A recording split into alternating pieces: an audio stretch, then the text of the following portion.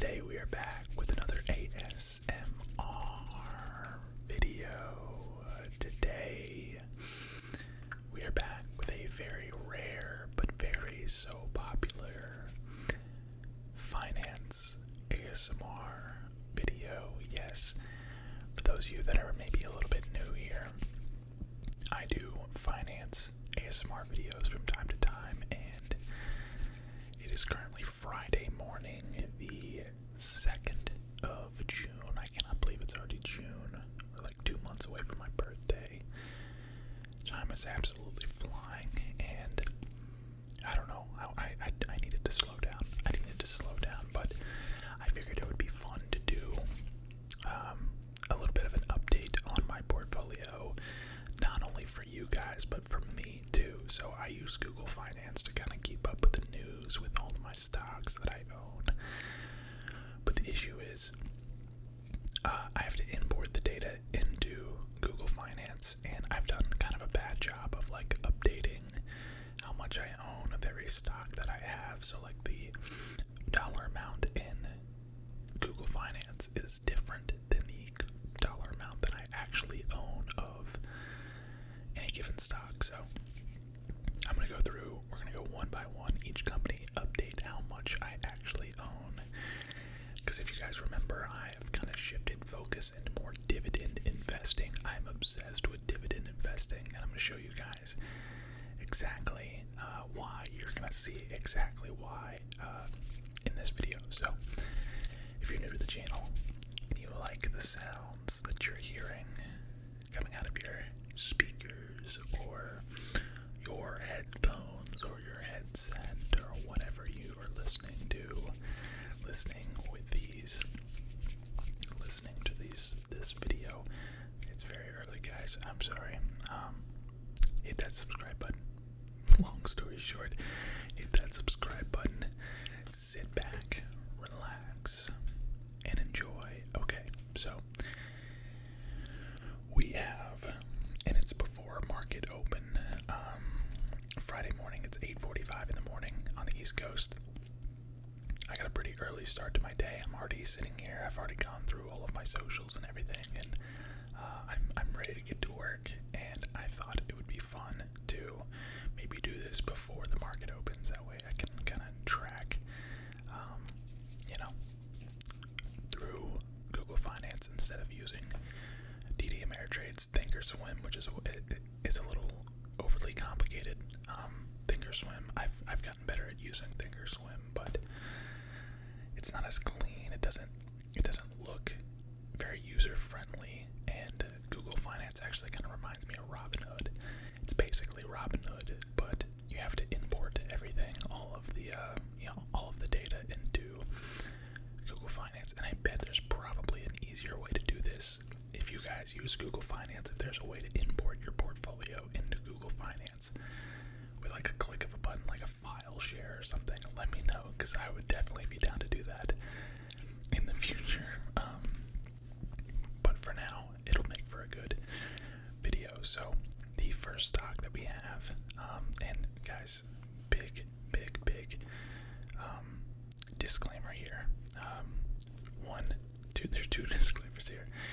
One, this is not financial advice. I did go to college. I have a finance and accounting degree, 2 degrees, double major.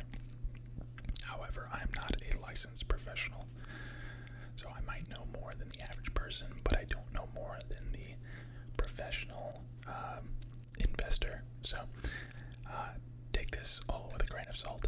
And number 2, the dollar amounts you're going to see in this video, I don't have access to this money. I do have access to it, but this is money that I do not want to touch for any reason.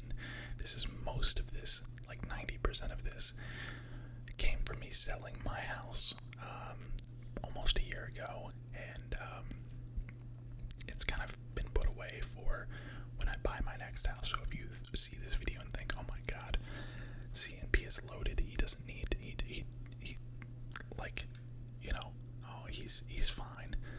Guys, I don't touch this money. This is money that is set aside for buying a house. This is for big purchases. As far as like day to day goes, this is not my bank account. Okay, my bank account looks like that. Okay, looks like that.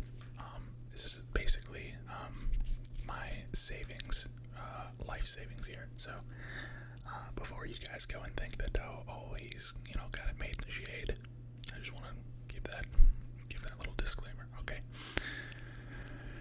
Now let's go ahead and get into the meat and potatoes of the video. It's enough rambling. I have sorted this by symbol, and the first stock that we have here is Apple, and you should be able to like click down and see purchase price. There was no purchase price there. I think what I'm gonna do is I'm just gonna go into here. Wait a minute. Can I just edit this? Okay, quantity.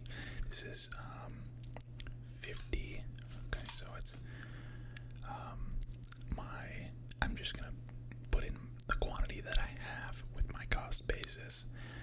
So I have 50.28 and the purchased price, my cost basis is 136.931. Save. Let's see what that did. Whoa. No. Okay, no, I didn't. I just doubled my position. Oh my god. Yeah, okay, so let's delete that, and delete that. Is there a better way to do that? Record a sale. Okay, no. We'll just have to do this for every single stock, I guess. Alright, so there's number one. This is gonna screw up all my charts. This is probably not the right way you're supposed to do this, but it is what it is. If you're wondering where I got like 0.1 shares from, guys, dividend reinvesting. Basically every 3 months, Apple pays me a dividend. That dividend goes right into buying another share of Apple, or a fraction of a share, thus making my dividend more the next time around, and then more the next time around, and then more the next time around. That's dividend reinvesting. Let's see here. Caterpillar definitely probably needs to be updated. Let's see, 16.083. Yes, I have 16.251. So we're gonna go in here. I'm gonna do the same thing again. We're gonna do 16.251 quantity, and the purchase price 191.3666. And now we can delete. Yeah, see this. I've had this for like 10 months, 11 months now. We'll delete those two. And is that right? 16.251. Yep, that's right. All right, next up we have Chevron.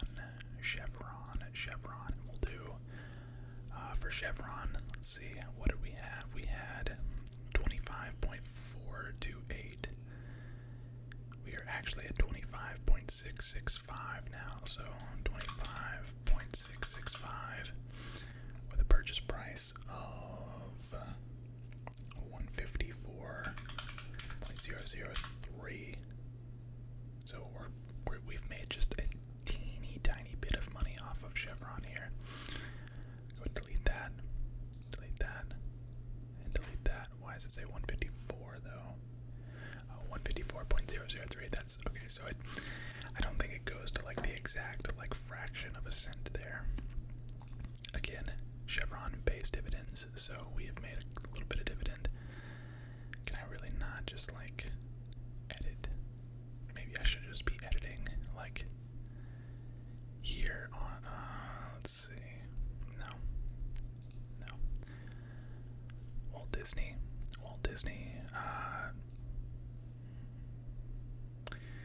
Disney suspended their dividend, I think, a while back. Back during COVID, and I don't think they've re-implemented it. Dark Pulse. I actually bought more, so 5,000. Dark Pulse. Let's see, trade price.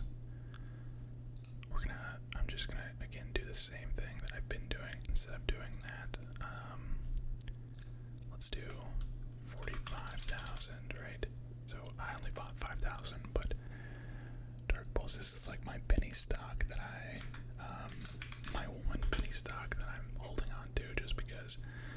could never forgive myself if I didn't,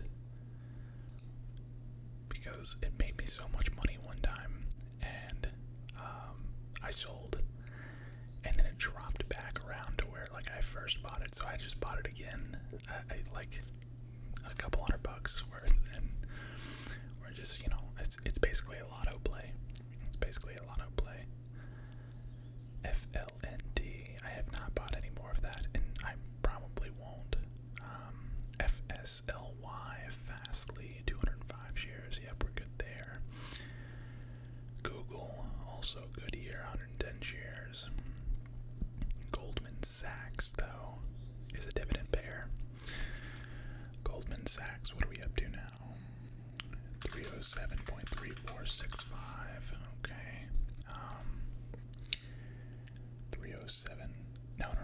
Oh God, I wish I had 307 shares of Goldman Sachs. 20.302, and the purchase price is 307.3465. There we go. Goldman Sachs pays a hefty dividend. I think it's like $2.50 a share, if I remember right, Goldman Sachs.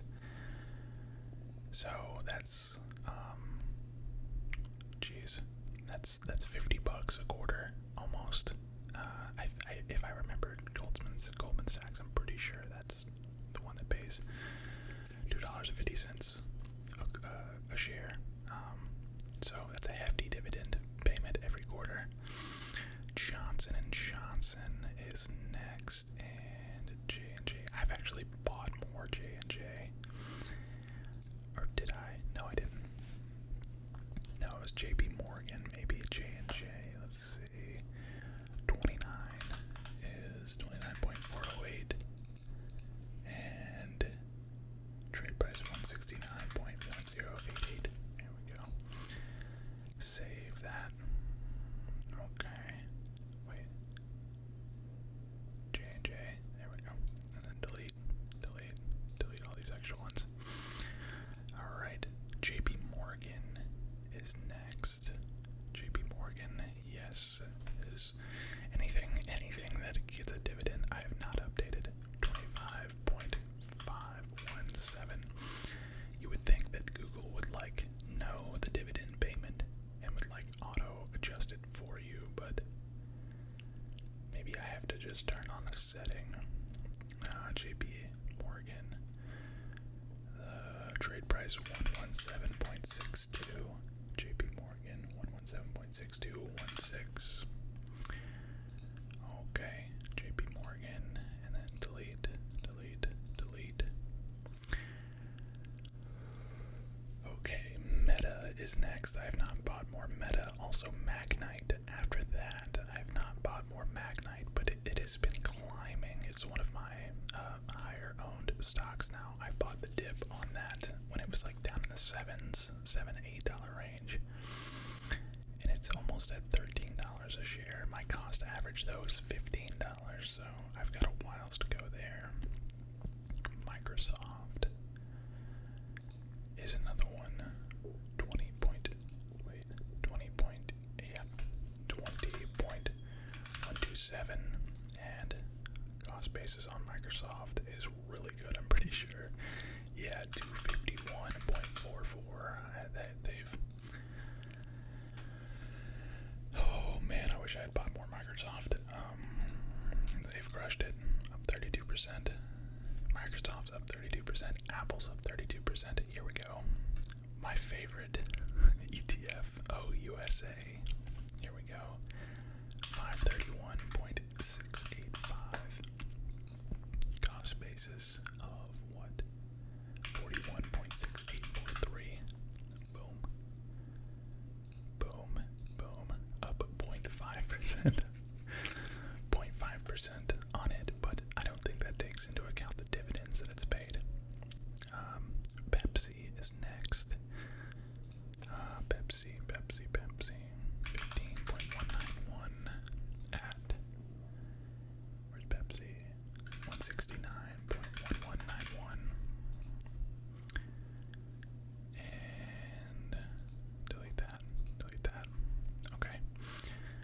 7.7% on Pepsi. Not bad, not bad, not bad. QQQ is next. QQQ is at 52.296.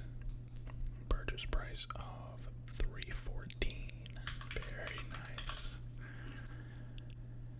Very, very nice. So, the majority of the sale of my home went into 6 ETFs, and QQQ is one of them. So, I've got a lot of QQQ, got a lot of these ETFs. I've done really well with this one, with all the ETFs, honestly. Roku is next. 40, nope. Okay, SCHD. SCHD, I just bought. I think I just doubled my position in the last, like literally this week. 73.34 purchase price. I bought SCHD probably like 2-3 months ago, and it's down since then. I transferred some money out of a company that we'll get to here in a minute, but I just basically transferred it from, I sold a position and transferred that money into SCHD. I bought the dip on SCHD. This is Charles Schwab US Dividend ETF, so it's not going anywhere, guys. This is a good long-term hold. Snowflake. Did I buy more Snowflake? I did not, and I wish I did. They just dipped really hard. They just dipped really hard, and they're on their way back to where I had originally bought at. It's, again, a good buy and hold. SPY. Alright, how much do we have as SPY? Almost 50 shares now, 49.563. Purchase price of... Where's the purchase price? I need to look at that over here. 404.7. God, I wish 41,000 in SPY. Delete all that. Very nice. 20,000 though. Very good. Target's made the headlines lately. They're being overly political with some of their marketing strategies, we'll say. And I closed my position to outrage everything that, wait, what happened? Reload the page. Everything that's going on with them right now is all negative. I'm not saying that I'll never buy back. I could very well buy back the shares. If it continues to fall, I don't think Target's going to go out of business. But it's not a very good time. It's not looking good for Target. And I just wanted to go ahead and get out while I could and not hold a bag. Tesla is next. I don't have any extra shares of Tesla, nor TTD, nor Uber. VU, I do have more VU. 51.665. And that is at 372.5411. So if you're wondering what I did with that Target money, that is the money that I put into SCHD. It was like $3,500 that I had in Target, and I just decided to transfer that over to SCHD, which I wouldn't be surprised if SCHD doesn't hold Target. So it's just a little bit different transfer of funds. Little management there. VTI 107.377 and cost basis of 203.4167. Okay, VTI, and then delete. I think VTI is actually my highest owned, what I have the most equity into at this point. Let me see, it's either that or OUSA. It might be VTI now. Okay, let's finish up and then we'll go ahead and look at everything all together. BYM 174.853.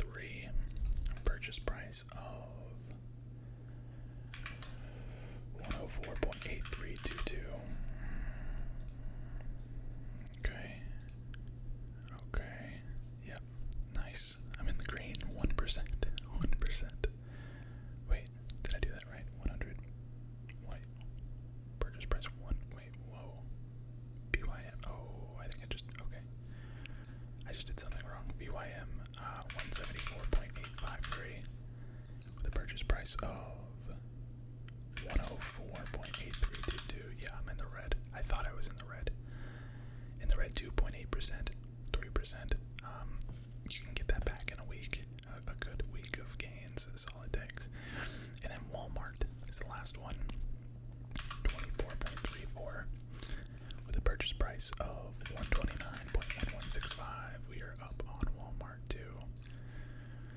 So, a lot of people, man, a lot of stuff in the,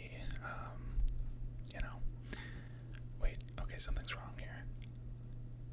Yep, here it is. Here it is. I forgot to delete. Wait, what? I messed something up again. PTI 209. Wait. 203.42. Yep. 107.377. Yep. Okay, so this is now right, and there's gonna be a little bit of difference between this and like what I actually own, but yeah, as far as my strategy goes, and for those of you that have been subscribed and have been like following this content for a long time now, I'm very, very, very pleased with how my stocks have been doing. I'm pleased with the strategy, right? The shifting of strategy. One thing that, let's sort by value, and let's do descending. So one thing that I may be looking to do soon is sell some of this Google. Wait a minute. That's more Google than I actually have, I think. No, it's not. No, it's not. It is exactly. So I actually went in and did the actual purchases. Recorded extra purchases. So you can see where I bought at. I originally bought it $100, and then I think I bought more at 102, and then it dipped all the way to 92, and I bought more there. So that was a really good buy. I think I might sell these shares, maybe even some more. I don't know. If we sold, I could sell these 10 shares and still have over 10 grand in Google, which is a ton to have in one stock. That is a ton to have. Matter of fact, we could sell it even more than 10 shares. We could sell 25 shares and still have 10 grand in Google. I'm probably gonna pull the trigger on that soon. I might wait a little bit longer. I'd rather move that money into a dividend-paying stock. That way I don't have to worry about, if Google's up 2% or down 2% in a day, that could really throw off my entire portfolio. All these, let's see, 1, 2, 3, 4, 5, 6. Wait. I have 7 ETFs now. 1, 2, 3. I do have 7 ETFs now. I thought I only had 6. What I would probably do is transfer that 3 grand into SCHD so that I get even more dividends every single month, every single quarter. Google does not pay a dividend, but it is a hefty growth stock, and I'm not in very many growth stocks nowadays. It's just kind of my growth stock play. I like Google more than I like Amazon. Not really. I mean, I'm impartial because I am a YouTuber, and YouTube is Google, and Google is YouTube. I just see how much money that YouTube is making. Like people like Mr. Beast and like all those giant YouTubers, man. They make Google money. They make Google a ton of money. They make money off of Google, but I promise you, Google is making more money off of them. I promise you that. And that's just like a fraction of what they probably make, in their big picture. But I'm glad I finally did this, because I've been wanting to use this as a tool to figure out, or just like track my investments, and I haven't been able to because I haven't updated it in a long time. hopefully you guys learned something from this video. All of these, all of those dividend paying stocks. It's not that I bought more. I didn't even buy more. The only thing that I've bought and sold in like the last 6 months is SCHD and Target. I sold Target, bought SCHD, and that happened like literally 2 days ago, maybe 3 days ago. I can't remember how fast I pulled the trigger on Target, but pun intended. That was a nice little pun.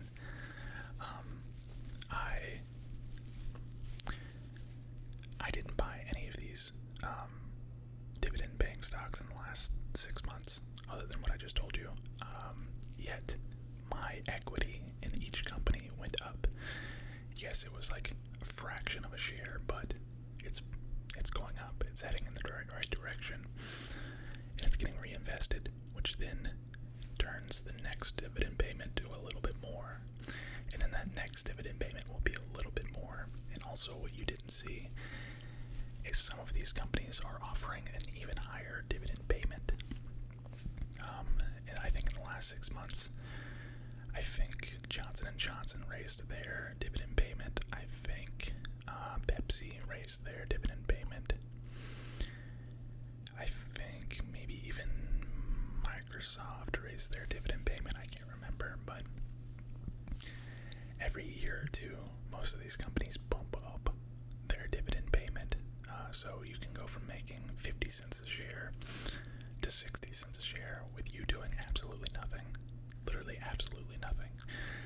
That's how dividends work, and I'm just obsessed with dividends, and I hope that you guys can learn something from me. I've made some really crappy investments. We can go down here and look at Wish. I'm down massively on Wish. I should have sold this a long time ago, but at this point I'm like so far in that like why sell? Like if I sell, then the only reason I would sell is to maybe realize these losses for like tax purposes. I probably should have truthfully done that last month or last year and just realized some of these losses. Same with Fluent. Fluent is another like ad space company, kind of like Trade Desk and Magnite, but they're just not doing it. They're just not doing it right, I guess. Roku is actually down pretty massively now, which is one of the ones that I was like originally very, very, very up on.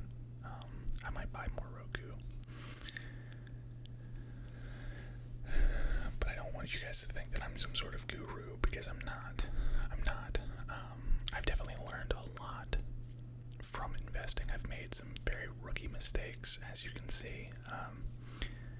Most of these were bought like a long time ago. It might say 2022, but I'm pretty sure I bought Wish like 3 years ago. I think I bought, I was still working when I bought Fluent. I was still working my full-time job, so some of these I've been holding for a long time, and I've made mistakes, as an investor. The one thing that I can probably say now is just spread out your equity. Don't go all in on one stock. That's not what you want to do. You think I really like care about Caterpillar? Like, Caterpillar is a construction equipment company. Like, I don't use Caterpillar, but I know there's a lot of people out there that do, and I know that this is probably a fairly safe stock to be invested in. Whereas Wish, not so much. Fluent, not so much. People, Caterpillar is if you've never seen like a Caterpillar tractor or like a Caterpillar like bulldozer, next time you pass a bulldozer, look and see if you can find a label on it. Chances are it's Caterpillar. All of these are pretty much household names that I own now, except for maybe Magnite. Magnite's still pretty, look at these dip buys, man. Look at these dip buys. I had 600 shares at $18 a share. And then it dropped down to like $7, $8, but I knew what I owned. That's another thing. Like, know what you own. I knew Wish was a risk. fish is like a lotto play that I should have never bought. And that's why you can see, like, I didn't really buy too many dips here. At least if I bought a dip, it was like, I don't know, like $50 worth. Magnite, I was throwing a good bit of cash at. Well, there was $50 there, but like $250, $500. I was buying hefty dips of Magnite because I knew what it is. I know what the company does. I know what their potential is. Same with Roku. I would probably buy a dip on Roku. It's probably time that I do buy a dip on Roku, but I've kind of shifted my focus into more dividend-paying stuff. I'd be more likely to probably buy a dip on OUSA or, not OUSA, SCHD, which I'm still pretty down on, almost 5%. So